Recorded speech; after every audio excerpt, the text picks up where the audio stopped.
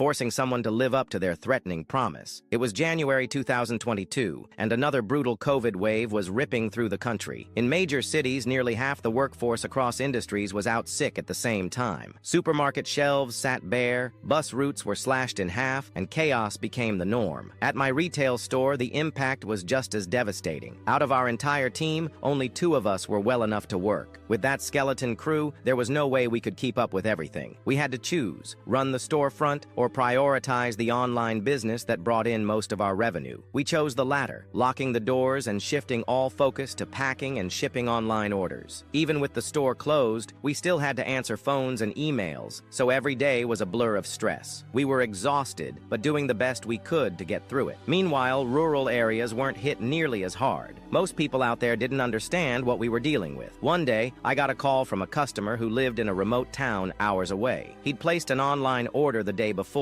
and paid for express shipping. Now he was on the phone, angry that his order hadn't been shipped yet. He started off irritated and quickly escalated. I explained the situation calmly. There were only 2 of us, dozens of backlogged orders, and we were processing from oldest to newest. Express post didn't mean it got packed faster. It meant the courier would deliver it faster once they had it. He wasn't having it. He told me, flat out, that our best wasn't good enough. He didn't care about COVID or our staffing issues. All he cared about was his package being sent now. Then, as if delivering the final blow in his tantrum, he declared, "If you don't ship my order today, I promise I'll never shop with you again." That's when I laughed. Not because he was funny, but because that threat was so toothless. It was almost cute. He thought he was the main character. I hung up on him. I could have packed his order that day. We'd actually caught up enough to reach his. But for the entree of my petty revenge, I intentionally skipped it. It shipped the next day. But the main course? Oh, that was far more satisfying. I blocked his account. He said he'd never shop with us again, and I decided to help him keep that promise. A few days later, I saw a new order come through. New name, but the same shipping address. It was him, trying to sneak his way back in. I canceled the order immediately and processed the refund. And for dessert, a special touch. When issuing a refund, there's an option to include a note that shows up on the customer's bank statement. I couldn't resist. I typed in one short, perfect line: "To help you keep your promise." He never tried again. Sometimes the pettiest moves are the most satisfying. We were drowning in stress, barely keeping things afloat. All I asked for was a little patience. Instead, he decided to be a jerk about it. So I made sure he lived up to his big, dramatic threat. A promise is a promise, after all.